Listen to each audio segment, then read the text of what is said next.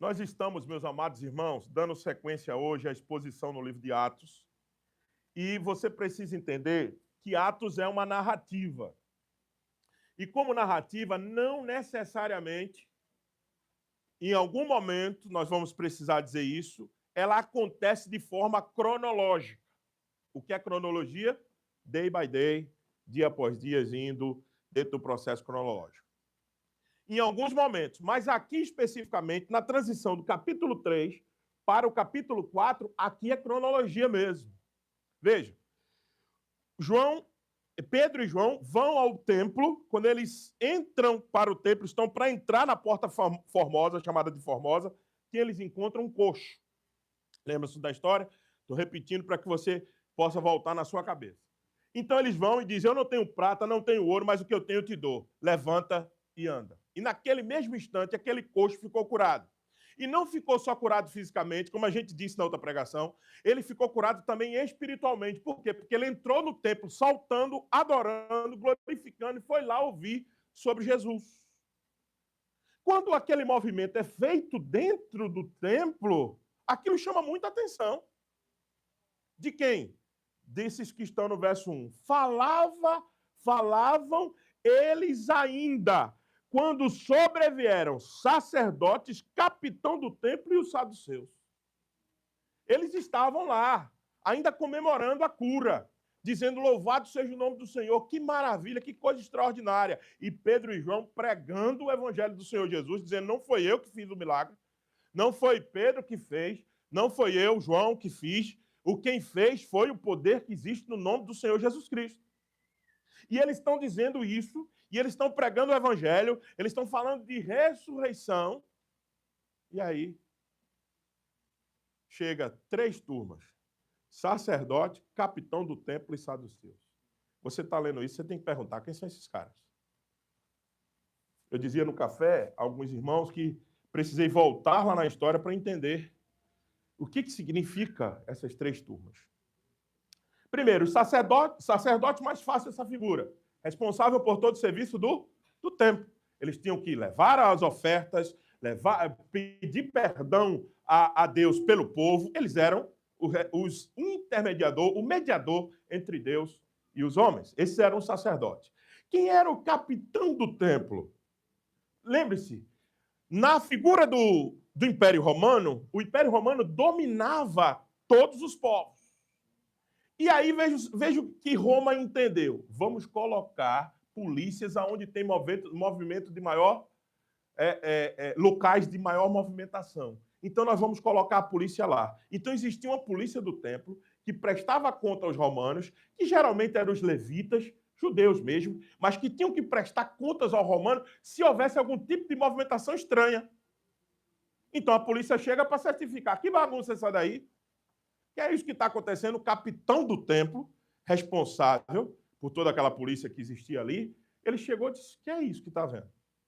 E os saduceus. Por que não está fariseus aqui? Porque saduceus tinham um problema característico de uma seita judaica. Eles detestavam a ideia de ressurreição. Eles não acreditavam que alguém poderia ressurgir dos mortos. Isso era uma mentira para eles, um engano. Então os saduceus, e além disso, os saduceus forneciam os sacerdotes também. Era da linhagem dos saduceus que saíam os sacerdotes. Então os saduceus chegam para entender que bagunça é essa que está acontecendo aqui. Esse é o episódio que nós vamos encontrar no livro, no capítulo 4 de Atos. Veja, o milagre do coxo e o sermão de Pedro trouxeram alegria para o povo, mas também trouxeram uma coisa que nós vamos ter que nos acostumar como servos do Senhor. Se você ainda não entendeu, você precisa se acostumar. Tem uma coisinha que acontece com o povo de Deus chamada perseguição. Você já foi perseguido por causa do nome do Senhor Jesus? Como é a perseguição? Só aquela que é ultra violenta? Ou a perseguição pode ser aquela branda, velada, que te excluem dos grupos, que te deixam à parte das amizades? Você nunca foi perseguido assim? Então, bem-vindo ao clube. O clube dos crentes sofre perseguição. É isso que a gente tem que entender. E é por isso que a minha mensagem de hoje, o tema é reagindo à perseguição. O problema não é que você vai ter ou não perseguição, você vai ter perseguição. Você vai ser perseguido por causa do nome de Jesus. Isso é uma condição pacífica. Isso é uma condição sine qua non. Você vai ser perseguido. Agora, o problema não é ser perseguido, o problema é como a gente reage a isso. E é sobre isso que nós vamos aprender nessa manhã. Como é que a gente reage, como a igreja deve reagir às perseguições. Primeira coisa, ela precisa entender que é algo natural dela. A igreja vai enfrentar perseguição. Ela tem que lidar com isso com certa naturalidade. Veja, o que está estranho a nós é quando nós não formos perseguidos. O que é de se estranhar é quando ninguém está criticando a nossa postura de comportamento. Aí você fica atento. Talvez você não esteja servindo ao Senhor como você deveria. Quando está tudo maravilha na sua vida, quando ninguém te critica pelo que você é, ninguém te critica pelo que você diz, você aceita em todos os grupos, ninguém nota a tua diferença, tenha medo. Fique atento. Talvez o cristianismo que você esteja vivendo não é o cristianismo correto. O cristianismo vivido na sua essência, na sua íntegra, produzirá perseguição, exclusão, seremos excluídos de muitos lugares, preteridos por outras pessoas. Isso é normal, gente. Por isso que nós temos a igreja, para nunca nos sentirmos só. Para sempre ter alguém que está vivenciando o mesmo que a gente vive. Então, veja se não é isso o que aconteceu com os nossos irmãos. Primeiro, nós temos que ter naturalidade e de frente diante das perseguições. Veja, falavam eles ainda ao povo quando sobreveio os sacerdotes, o capitão do templo e saduceu, já expliquei quem são essas pessoas, ressentidos. Os caras estavam ressentidos por quê? Porque eles ensinaram ao povo e anunciaram em Jesus, a ressurreição dentre os mortos. Qual é a grande doutrina, qual é o grande diferencial do cristianismo? A ressurreição. Deixa eu explicar uma coisa para você. Nenhuma outra religião do mundo fala sobre ressurreição da maneira que o cristianismo prega. Nós vamos já anunciar a ressurreição até que ele venha, quando a gente participar da ceia, já daqui a pouco. Nós fazemos isso todos os domingos, quando a gente anuncia o nome do Senhor Jesus Cristo. Nós estamos anunciando que ele morreu, que ele ressuscitou vivo e que voltará. Esse é o cerne da mensagem cristã. Esse é o miolo central da mensagem cristã. E é por isso que eles estavam fazendo o quê? Comemorando a cura do cego? Do coxo. Eles estavam comemorando a cura do coxo, dizendo assim, veio quando a gente tinha poder, ganhando em cima, fazendo stories, botando nas redes sociais. Não, eles estavam concentrados em proclamar o evangelho do Senhor Jesus. E quando você faz isso, qual é a reação que vai acontecer? Muita gente vai ficar ressentida. Ai, não vai gostar do que você está fazendo. E é isso que aconteceu aqui. E os prenderam, vejam só, não ficaram somente ressentidos pelo que eles estavam ensinando, pelo que eles estavam pregando. O problema não era o milagre, mas a pregação de Jesus que havia ressuscitado. Você percebeu isso? Tinha havido uma coisa extraordinária e os caras não estavam dizendo assim, peraí. Aquele coxo, não era aquele que fica aí mais de anos aí sentado? Cara, como é que vocês fizeram isso? Vocês perceberam o ódio contra o cristianismo? Porque os caras deviam chegar lá e dizer assim, gente, qual foi o truque? Qual foi a mágica? O que aconteceu aqui? Porque esse cara, a gente passa aqui todo dia, ele está aí sentado. O que vocês fizeram? Eles não ficam um minuto impressionados com a cura. Isso é que me chama a atenção na narrativa. Eles estão ávidos para calar o nome de Jesus. Eles não estão nem aí para aquele que foi curado, para aquela cura milagrosa. Eles estão loucos para deixar que falem do nome de Jesus. Você tem que perceber, meus irmãos, o cristianismo provoca isso.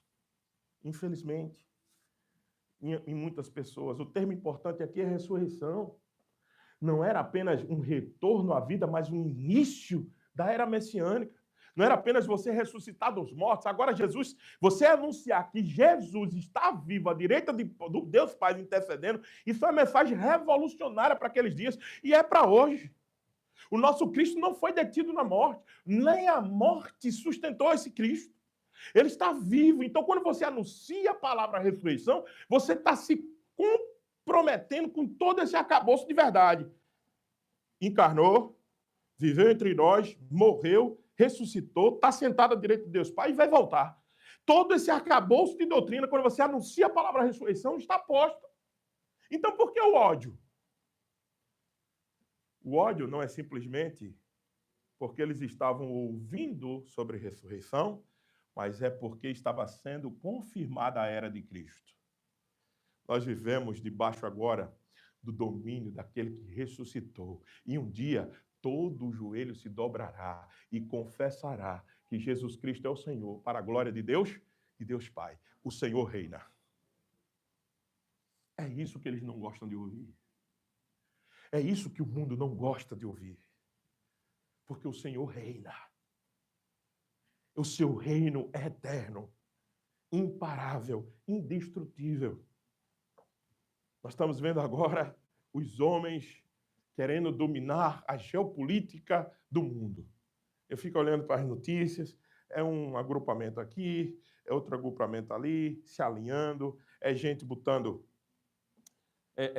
avançando para perto de fronteira com as suas armas, outro recuando, e o tabuleiro da geopolítica acontecendo.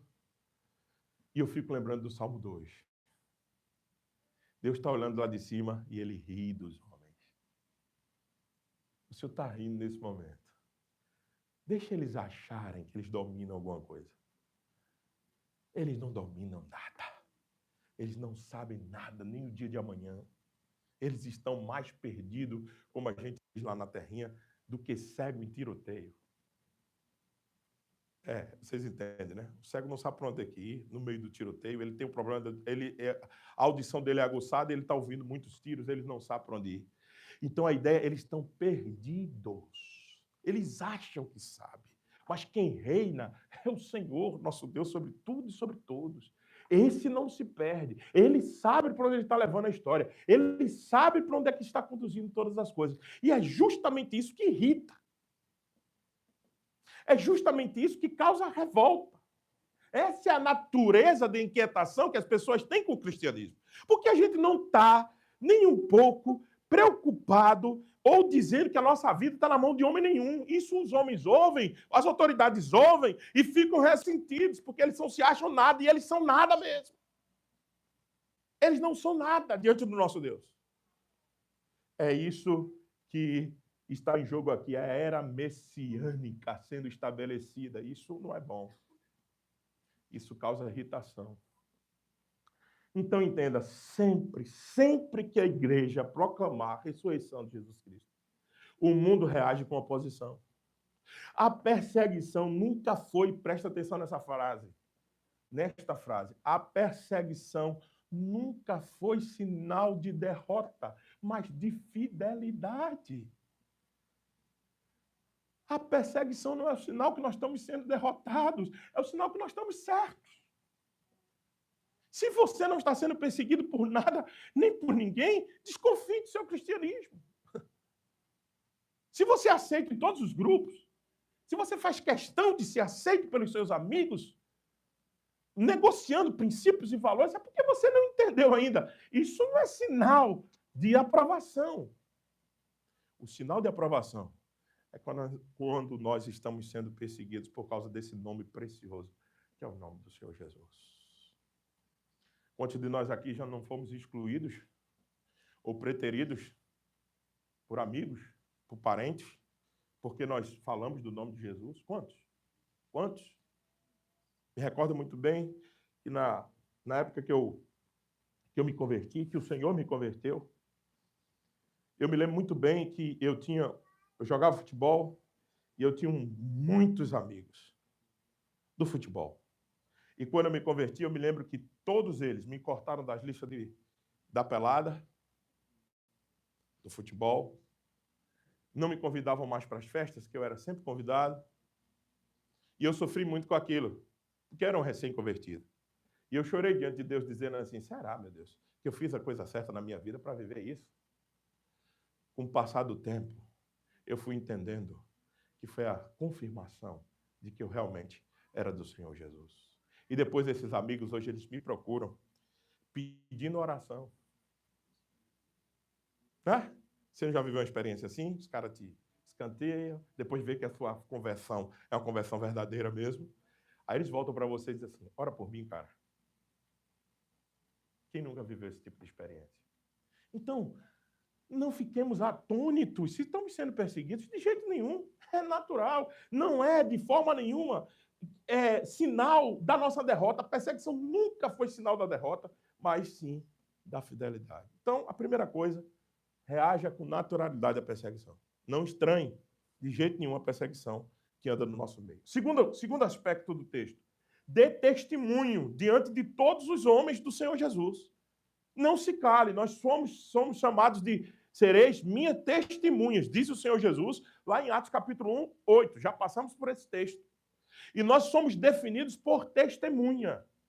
E testemunha muda não serve. Testemunha precisa falar, precisa confessar. Não apenas precisa viver, mas precisa falar. Veja o que o texto diz do verso 5 ao verso 12 da sua Bíblia. No dia seguinte, em Jerusalém, as autoridades, os anciões e os escribas, com o sumo sacerdote Anás, Caifás, João, Alexandre e todos os que eram da linhagem do sumo sacerdote. E pondo-os perante eles, os arguíram com que poder ou em que nome fizeste isso?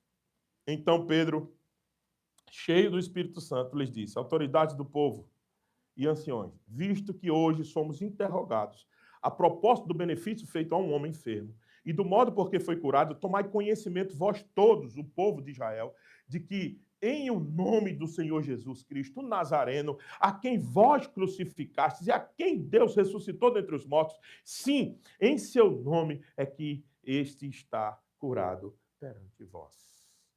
Este Jesus é a pedra rejeitada por vós, os construtores, a qual se tornou a pedra angular. E não há salvação em nenhum outro, porque debaixo do céu não existe nenhum outro nome dado entre os homens pelo qual importa que sejamos salvos. O problema é como a gente reage diante das perseguições. Muitos de nós têm a tendência a se acovardar, a recuar, a ficar de canto, a churumingar. Esses homens cheios do Espírito Santo de Deus, quando foram questionados por aquelas autoridades, veja a mudança do Pedro agora confessante para o Pedro negador. Lembra-se disso? Quando a perseguição acuou a igreja, quando vieram para buscar Jesus e matá-lo, o que foi que fez Pedro?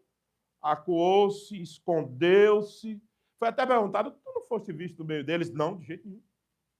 Negou Jesus 3 vezes, lembra-se disso? Mas agora, depois da vinda do Espírito, agora Pedro, agora entendendo a missão, Pedro agora compreendendo necessariamente quem ele é e o que ele tem que fazer, o que Pedro faz agora? Podia voltar o Pedro covarde à cena, não podia?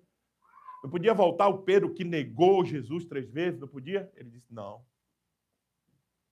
Senhores, o que vocês estão vendo aqui é o poder que existe no nome do Senhor Jesus Cristo.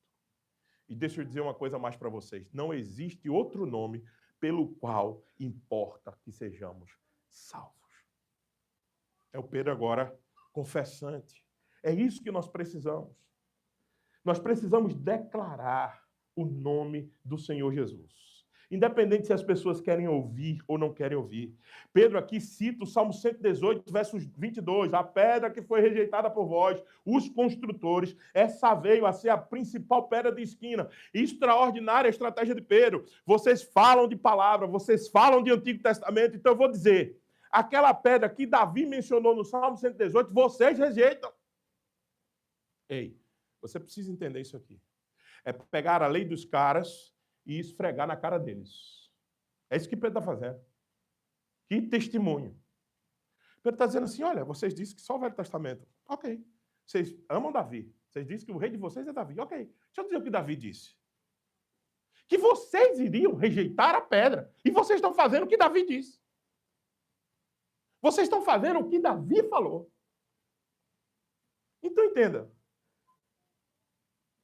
O que culmina numa brilhante afirmação de Pedro: em nenhum outro nome há salvação. Absolutamente nenhum outro meio de salvação existe. É esse o testemunho que a gente tem que dar. Por que eu tenho que continuar dando testemunho? Porque esse é o testemunho dado à igreja. Os anjos não vêm fazer isso. Tá certo? As comunidades, as comunidades sociais, as ligas sociais não vão fazer isso. Só quem testemunha desse nome é a igreja do Senhor Jesus Cristo. Por isso que é tão caro a nós esse nome. É o nome que salva, o nome que cura, o nome que liberta, o nome que aproxima, o nome que distancia, diminui a distância entre nós e Deus. É esse nome. Qual é o conteúdo do nosso testemunho? Falar sobre você mesmo? Não, você pode dizer o que Deus fez na sua vida, mas sempre exalte o nome do Senhor Jesus Cristo. Esse é o conteúdo do nosso testemunho. Nós damos testemunho. Nós estamos para dar testemunho. Então, o que é que você faz na hora da tribulação, na hora da perseguição? Você se acua? Não, você reforça o testemunho. A igreja deve ser ousada ao proclamar a exclusividade de Cristo, mesmo no mundo pluralista como a gente vive. Ah, pastor, mas se a gente fizer hoje isso, a gente vai ser bloqueado, cancelado. Nossas redes sociais vão ser canceladas. Deixa eu dizer uma coisa para você. Em outra passagem, Pedro vai dizer: importa temer mais a Deus do que aos homens. Se você tem temor de homens, se eu e você tememos a homem, é porque a gente ainda não conhece Deus. Nós devíamos ter temor do Senhor, e não de homem nenhum. E o Senhor não brinca conosco, Ele tem uma aliança com a gente, Ele fez a gente testemunha, Ele fez a gente nascer de novo para a gente ser testemunha dEle. E como é que eu vou me calar? Eu prefiro obedecer a Deus do que aos homens. Ah, que seja cancelada minhas redes, que eu perca meus amigos, e daí? O mundo se encaminha cada vez mais, a Europa já é prova disso, ela é pós-cristã, os Estados Unidos está se tornando cada vez mais a passos largos a um país pós-cristão.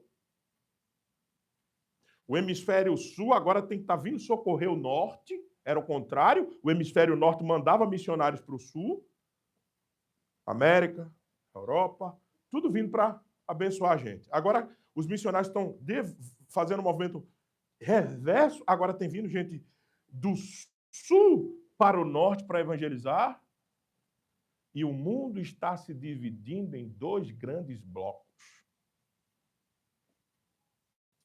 Os que são de Deus e de Cristo, que amam o cristianismo, e os que são contrários ao cristianismo. Essa é a grande divisão. Vão enfeitar a geopolítica, vão enfeitar de sociologia e metodologia e ideologia barata, vão dizer, vão falar de esquerda, de direita, vão falar dos pais alemãos quanto à questão da sociologia, falar de lutas de classe, não sei o quê, vão enfeitar o pavão, mas por trás existem dois grandes blocos no mundo hoje. Os que amam o Senhor e os que odeiam o Senhor. Não existe outra divisão no mundo. E ela só vai se aproximar e vai ficar mais clara, veja o que eu estou dizendo, à medida que o tempo passe. Não enfeitar dizendo que é questões políticas, perseguição religiosa já existe, veladamente estabelecida, e agora nós estamos vendo cada vez mais se acelerar a divisão do mundo nesses dois blocos. Então, diante de um quadro desse, você vai se calar ou vamos falar da exclusividade do nome de Jesus? Você vai ter uma decisão a tomar. E é uma decisão séria. Ou continuaremos dando nosso testemunho em meio à perseguição, ou vamos nos calar, recuar, porque temos medo de sofrer represália. Não tenha medo. O Senhor nosso Deus é com a sua igreja até o dia final. Terceira coisa que você faz, quando você está em meio à perseguição, você tem que ter coragem. Vejam só o que é feito em 13, verso 13 a 22. quando, ao virem a intrepidez, ao que de Pedro? Intrepidez. Coragem, ousadia. Esse é o termo lá no grego. A coragem, a ousadia de Pedro e João, os dois estavam juntos, sabendo que eram homens iletrados e incultos, admiraram-se e reconheceram que haviam eles estado com Jesus. Veja, uma pessoa que é pescador de peixe mesmo. E agora, eles se tornam representantes e eles dão um discurso como esse. Alguma coisa aconteceu com esses homens. Não é normal. Não é normal. Esses homens não eram os pescadores daquela vilazinha lá que tem uns barcos lá, velho, a rede furada. Eles eram de lá. Sim, e esses homens agora estão dando esse discurso aqui diante do Sinédrio? Não, alguma coisa aconteceu. É o que acontece quando você se entrega ao poder que existe no nome de Jesus e que sua vida é transformada. Você fala com autoridade diante de qualquer autoridade que exista. Porque a autoridade não está em você. Está onde? No nome de Jesus. E você fala sem medo, com intrepidez. Ao ver a intrepidez de Pedro. Verso 14. Vendo com eles o homem que fora curado, não tinham que dizer ao contrário. E mandando sair do Sinédrio, consultavam entre si. Ou seja, construíram como a gente diz hoje, né? Construíram uma ponte na cabeça dos caras, os caras ficaram doidos. E disseram agora, o que a gente faz com esses caras? Eles não têm medo. O que a gente vai fazer? Eles estão falando sem assombro aqui. O que a gente faz? Vamos fazer o seguinte? Aí tiveram uma ideia, vamos apertar. Vamos ameaçar. Vamos dizer que eles serão presos. Vamos jogar a lei para cima deles. Ok. Tentem. Eles tentaram, chamando-os, veja o verso 18, ordenaram-os que absolutamente não falassem, nem ensinassem no nome do Senhor Jesus. Aí vem a autoridade que se tem no nome de Jesus, a ousadia que é preciso. Olha só o que eles respondem. Mas Pedro e João lhes responderam, julgai se é justo diante de Deus ouvir-vos antes a vós outros do que a Deus. Me deem uma resposta. A gente vai ficar com quem? Com vocês ou com Deus? Pois nós não podemos deixar de falar das coisas que vimos e ouvimos. Depois, ameaçando-os mais ainda, os soltaram, não tendo achado como os castigar por causa do povo, porque todos glorificavam a Deus pelo que acontecera. Ora, tinha mais de 40 anos em que se operara essa cura milagrosa. A intrepidez e a coragem de Pedro e João diante de autoridades é algo que tem que nos motivar. É algo que tem que nos animar. Homens indoutos, incultos, iletrados, não tinham formação suficiente, mas testemunharam da fé diante do Sinédrio. E a gente fica às vezes dizendo assim, mas eu não sei falar, não é? A desculpa da gente. A desculpa que a gente dá. Não, mas eu não sei nem falar. Eu tenho vergonha, pastor, de falar dessas coisas. Você não pode ter vergonha do nome que te salvou, meu irmão. Você não pode ter vergonha da grande obra que está sendo feita na sua vida, meu irmão e minha irmã. Você, jovem, não pode se acovardar dentro das suas escolas, dentro lá dos seus amigos. Lá você não pode ser agente secreto de Jesus, não, você é testemunha. Você não fica calado lá só vendo, não, você dá testemunho. Na sua escola, na middle school, no high school, em qualquer lugar que você esteja, jovem, abra sua boca e diga, eu creio no Senhor Jesus Cristo. Eles precisam ouvir isso, eles estão nas trevas. Ah, mas serei perseguido, serei rechaçado, pastor. Vão me tirar do grupo de canto, vão me tirar do futebol. Não importa. O que importa é que você vai ter a consciência tranquila diante de Deus e dos homens, que não falta coragem absolutamente nenhuma para você testemunhar do nome do Senhor Jesus. E faça esse teste e veja quanto de força você receberá. Vocês acham que esses homens estavam tranquilos, coração aliviado? Vocês não acham que a boca deles estava seca? Vocês não acham que eles estavam tremendo, não? Sim, eles são homens, mas eles decidiram dizer a eles, o que importa? Obedecer vocês ou a Deus? Me diga. Depois de tudo que a gente viu e testemunhou, eis aí o grande problema. Talvez você, jovem, adolescente, os adultos que estão aqui também, talvez você não tenha coragem de testemunhar, porque talvez falta experiência com Deus. Falta relacionamento com o Senhor. É por isso que às vezes você não testemunha. Porque veja como é que Pedro diz, como é que eu posso me calar diante de Deus depois de ouvir e ver o que ele fez. Você já ouviu, viu? Você já ouviu e viu? Se você já ouviu e viu o que Deus tem feito na sua vida, você não pode se calar. Agora, o problema é que a gente nem tem visto, nem tem ouvido e nem tem se relacionado com esse Deus. Eis aí o problema, que a gente se acovarda, que a gente recua. É porque às vezes nos faltam experiências mais profundas com o Senhor. E é por isso que eu ensinei as crianças hoje. Eu podia ter falado de tantas coisas nesse texto, mas tentei ensiná-las a orar. Porque é ali que ela vai ter um momento mais de intimidade com o seu Deus.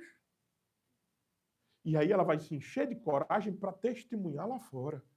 O problema é que nós estamos nos calando é porque nós não temos tido um relacionamento mais íntimo, mais próximo com o Senhor nosso Deus. Esse Pedro diz: pois não podemos deixar, verso 20, não podemos deixar de falar das coisas que vimos e ouvimos. Essa é a palavra de Pedro. Eu não posso me acovardar, eu estou vendo, eu não sou louco, está em mim. O problema é que às vezes não está em nós. Essa coisa não está viva na gente. Precisa estar. O mundo não precisa de pregadores eruditos, apenas. Mas eles precisam de homens e mulheres simples, que amam a Jesus, e eles colocarão fogo no mundo. Aqueles homens não tinham letras nenhuma, aqueles homens não tinham faculdade nenhuma, aqueles homens não tinham doutorado, pós-doutorado, nada de teologia, nada de estudo teológico acadêmico, nenhum. Botaram fogo no mundo. Reinventaram o mundo de sua época através da pregação de Jesus. Homens e mulheres como eu e você que estamos aqui. Simples. Aí você diz, mas eu não recebi treinamento para fazer evangelismo. Não faça evangelismo abrindo a sua boca, dizendo o que Jesus fez na sua vida. Isso é a maior evangelização. Vocês acham como foi que subiu de 3.000, vocês viram a leitura? De 3.000 para 5.000. Volte lá no verso 4. Muitos, porém, dos que ouviram a palavra e aceitaram, subindo o número de homens a quase 5.000. Quem foi que estava acrescentando mais 2.000 homens? Há uma discussão. Se aquilo era mais 5.000 na conta dos 3.000, ou se era mais 2.000 na conta dos 3. Eu acho que a segunda opção é melhor. Era mais 2.000 na conta dos 3, já tinham chegado a 5.000 homens, fora mulheres e crianças. Quem estava fazendo esse movimento? Foi os doutores? Foi os que tinham recebido treinamento teológico? Não. Foi quem tinha recebido o poder do Espírito Santo para testemunhar do nome de Jesus. Homens simples, pescadores. Mulheres simples, donas de casa. Simples, iam e testemunhavam do Evangelho do Senhor Jesus. É o que o mundo precisa. Os pregadores eruditos, treinados, nós recebemos treinamento de seminário, a gente tem o grau de mestrado, outro tem grau de doutorado, outro tem grau de... Não somos contra essas coisas, mas não são essas coisas que definem que nós somos melhores pregadores do que o homem comum e a mulher comum. Creia nisso. Fale disso no seu trabalho. Fale disso na barbearia. Fale disso na padaria. Fale de Jesus onde você estiver. E você vai ver o que vai acontecer. Deus vai agir através do seu testemunho. Nós precisamos da coragem de João Batista. Como eu peço a Deus que tenha um pouco da coragem de João. Vocês se lembram que 2 personagens foram citados aqui na pregação de João diante do Sinédrio. Quem foram os 2? Lembra-se? Herodes e quem? E Pôncio Pilatos. Eu gosto de lembrar da coragem de João. Isso foi na oração, no ponto seguinte. Porque a coragem de João Batista é algo extraordinário. A ousadia vem da intimidade com Cristo e não da posição social. Vocês se lembram que quando Herodes assumiu o comando daquela região, Herodes casou-se com a mulher do irmão dele. Lembra-se disso? E o texto de Mateus capítulo 14, verso 4, diz assim: que João Batista disse a Herodes: você está em adultério, você não deve casar com essa mulher. Aí vem a filha da mulher de Herodes, que ele tomou do irmão, e ela dança muito bem na frente de Herodes. E Herodes diz à menina: o que você quer que eu faça? Você dançou tão bem, peça o que quiser. Empolgado, peça o que quiser que eu vos darei. A menina, instigada pela mãe, a cabeça de João Batista no prato. Herodes se entristece e manda matar João. Traz a cabeça da menina, os discípulos de João vai e leva. Mas sabe o que essa história de João me ensina? João sabia com quem estava mexendo, que era um incrédulo, um ímpio, enviado de Satanás como Herodes. Mas João não se cala. João diz, bota o dedo na cara de Herodes, você está em pecado. Você é um adúltero. Eu quero chamar a sua atenção porque a gente precisa manter a nossa posição como cristão para manter a nossa coragem. Tem gente se vendendo politicamente. Tem gente se comprometendo com ideais políticos, não tem liberdade para dizer na cara de lado A, lado B, que eles estão errados. Recebi um convite recentemente para participar de uma instituição e eu perguntei à pessoa: eu vou para quê? Não, o senhor vai para orar com a gente e instruir-nos através da palavra. Eu digo, estou dentro. Agora, no dia que vocês me pedirem para se comprometer politicamente com algum lado, eu estou fora, porque eu tenho que estar como um pastor livre para dizer ao seu lado, ou ao lado contrário, que vocês estão em pecados. A igreja é a consciência do Estado. A igreja tem que ter liberdade para dizer a A ou a B, vocês estão em pecado. E aqui não é isenção não, queridão. Aqui é a defesa do nome de Jesus Cristo.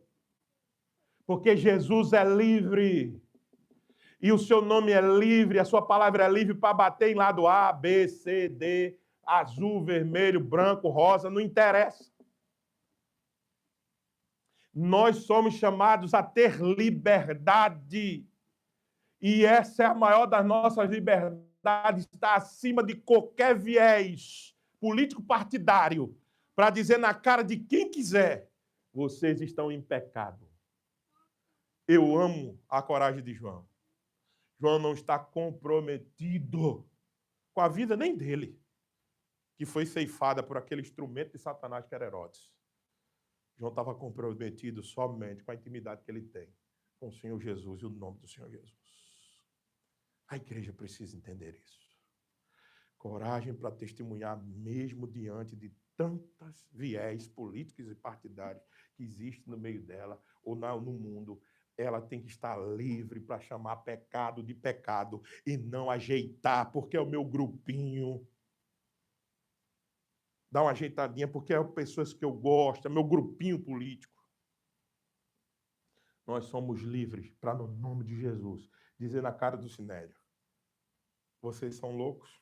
Vocês querem que eu obedeça a vocês ou a Deus?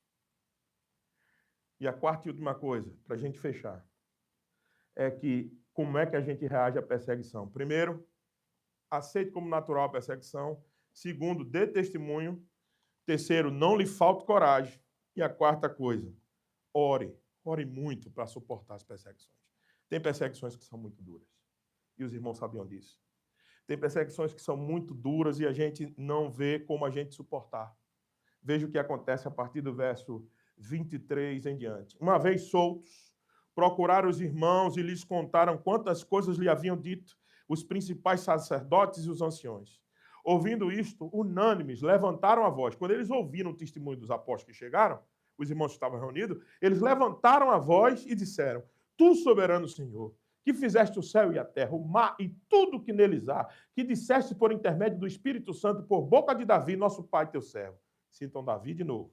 Porque se enfureceram os gentios e os povos imaginaram coisas vãs? Levantaram-se os reis da terra e as autoridades juntaram-se a uma contra o Senhor e contra o seu ungido. Ou seja, eles estavam entendendo que a perseguição era coisa natural, por isso que ele cita o texto de Salmos. Porque verdadeiramente se juntaram nessa cidade contra o teu santo servo Jesus, a qual ungiste Herodes e Pôncio Pilatos, as duas figuras aqui, com gentios e gente de Israel, para fazerem tudo o que a tua mão e o teu propósito predeterminaram. Agora, Senhor, olha para as suas ameaças e concede os teus servos que anunciem com toda a intrepidez a tua palavra. Olha a oração desses homens. Meus irmãos, presta atenção na oração desses homens. Olha como é que eles oram. Por favor, Senhor, se apiede de nós. Tudo o que tua mão e o teu propósito determinaram, agora, Senhor, verso 29, olha para as suas ameaças e concede aos teus servos que se livrem dessa ameaça. Foi isso que eles oraram? Tira de nós as ameaças, Senhor. Foi assim que eles oraram? Olhe na sua Bíblia. Agora, Senhor, olha para as suas ameaças e concede aos teus servos que anunciem com intrepidez a tua palavra. Dá coragem a gente para a gente continuar anunciando, Senhor. Não há oração para que se tire a perseguição. Há oração para que se enfrente a perseguição com coragem. Com coragem. Enquanto estendes, a gente sabe que quando o Senhor nos der isso, o Senhor continuará estendendo a mão do Senhor para fazer curas entre nós, sinais, prodígios, intermédio do nome de teu santo servo Jesus. Eu gosto desse paralelo de continuar testemunhando e Deus operando no nosso meio. A gente às vezes quer ver coisas extraordinárias, mas a gente parou de testemunhar. Testemunha que você vai ver coisas extraordinárias aqui. Continua falando desse nome que você vai ver coisas acontecendo maravilhosas no nosso meio. A gente quer só que coisas grandes aconteçam, mas a gente não testemunha. Oração, meus irmãos, para que o Senhor nos dê coragem a continuar pregando o Evangelho do Senhor. Tendo eles orado, a oração foi tão bem recebida por Deus que tremeu o lugar onde eles estavam reunidos. Todos ficaram cheios do Espírito Santo e com coragem, com ousadia, com intrepidez, anunciavam a palavra de Deus. Ah, meus irmãos, quiçá que nós oremos dessa maneira e o local estremeça. Quem dera a gente tivesse tanto aos pés do Senhor, que Ele se agradasse tanto de nós e tremesse o local que a gente está aqui orando. O tremer o local é a resposta de Deus, que Ele recebeu essa oração. Essa deve ser a nossa oração. Os apóstolos voltam à comunidade e juntam, levantam a voz, oram. A igreja saudável, meus irmãos, não ora para escapar de problemas, mas para glorificar Cristo em meio aos problemas. A igreja cristã, ela não ora para que Deus nos livre de problema, mas ela ora para que Deus nos ajude no meio dos problemas. Duas ilustrações rápidas para concluir. Primeiro, a ilustração bíblica. Nós precisamos voltar a ter a coragem em meio das perseguições de Sadraque, Mesaque e Abidnego. Lembra dos irmãos de Daniel? Eles não se calaram. Foi dito para eles pararem de adorar o Deus dele, foi dito para eles pararem de orar, e eles não se calaram. Deus foi glorificado em meio à perseguição. Eles foram jogados na fornalha de fogo, mandou-se aumentar 7 vezes mais. Lembra-se disso? A potência do fogo, e jogaram os 3 lá. Quando eles foram ver, existiam 4. Quem era a figura do último? A figura do nosso Senhor, no meio da perseguição. Você não pode ver, eu não posso ver. Olhos humanos agora não podem ver mais, mas lembre-se, no meio da sua perseguição, o Senhor está do teu lado. É assim que Ele faz. Vocês acham que aqueles homens, Pedro e João, resistiram à pressão do Sinédrio por causa das próprias forças dele mesmo? Não. Vocês acham que a gente está de pé diante do ministério por causa das nossas próprias forças? Não. Você consegue por causa de suas próprias forças? Não. Mas a gente recebe poder que existe no nome do Senhor Jesus. E poder não é aquele besterol que faz você rodopiar, subir em pau de sebo e falar algumas palavras que ninguém entende. Não é esse poder que eu estou falando. Eu estou falando desse daqui, bíblico. Estou falando de poder de não se calar de meio às perseguições. Poder para suportar sofrimento.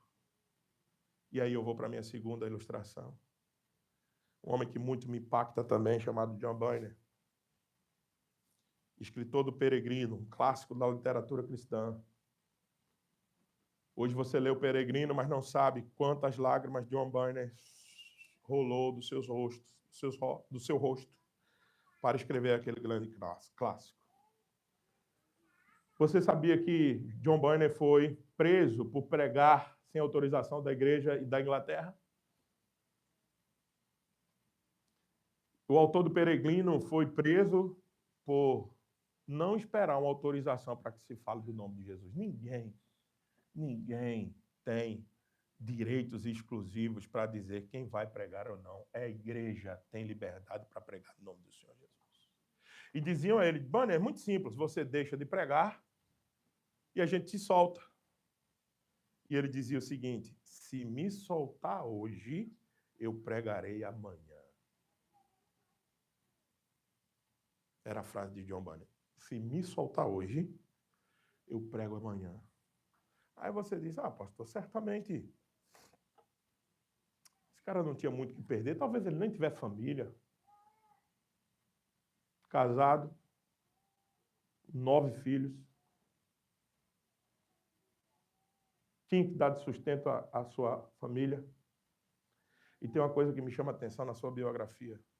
Uma dessas filhas era cega. Era Mary Bunyan. Mary era cega de nascença. E era muito apegada ao pai. Muito apegada ao pai. Tinha 9 anos quando Bunyan foi preso. E talvez ele, por sua filha, ele podia abandonar aquele posto e pregar a palavra. E quem é que ia o recriminar? Sua filha.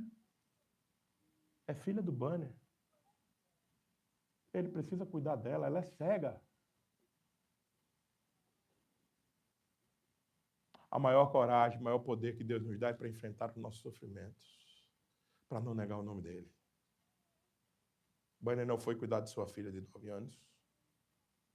Sua família cuidou da menina e ele passou 12 anos preso. Foi de onde saiu o Peregrino, que a gente gosta tanto de ler. Tem até filmes, histórias e mais histórias. Nós precisamos de poder nesse sentido. Eu não estou falando desse besterol de hoje. Eu estou falando de poder que enfrenta sofrimento. Poder que não faz a gente se calar diante das perseguições, que faz a gente abrir a boca e não ter medo de ser cancelado. Eu estou falando desse poder. É o que a igreja precisa nos nossos dias. A igreja precisa desse poder no nome do Senhor Jesus, para ficar com aquela éticazinha. Não, mas se eu falar, eles vão me recriminar. Se eu falar, eles vão dizer que está fora de hora. E a gente fica cheio de dedo, cheio de ética, e o pecado na nossa frente e ninguém diz nada. Os homens pecam na nossa frente e a gente ri. Os homens pecam na nossa frente, com homens e mulheres pecam sobre criação de filhos, sobre prostituição, sobre sexualidade, sobre linguajar imoral, e a gente ri, a gente participa dessa roda dos escarnecedores. Que evangelho é esse que nós estamos vivendo, meus irmãos? Nós precisamos dizer não ao pecado e abraçar com coragem a missão de anunciar o evangelho do Senhor Jesus. O Senhor tem poder para fazer infinitamente mais do que a gente pensa, do que a gente imagina. Qual a tua perseguição hoje? Qual é o teu problema hoje? Um problema com o emprego, um problema com o seu marido, sua esposa, criação dos seus filhos, um problema na sua carreira profissional. Por que Deus não pode intervir? Ele pode. E ele vai à medida que você se entrega. Ao mais você se entrega, mas ele lhe enche de poder para viver essa vida, os desafios dessa vida. Então, portanto, meus irmãos, não corramos dos nossos sofrimentos. Não desistamos das nossas perseguições. O Senhor nos dá para que a nossa fé seja fortalecida cada vez mais nele. Abrace o sofrimento que Deus está propondo. porque certamente ele redundará em peso de glória. Glória extraordinária, certamente, virá sobre a sua e a minha vida. Portanto, achemos natural a perseguição, demos resposta na perseguição, tenhamos coragem na perseguição e continuemos orando para não faltar a nós a ousadia de pregar o santo evangelho do Senhor Jesus. Amém?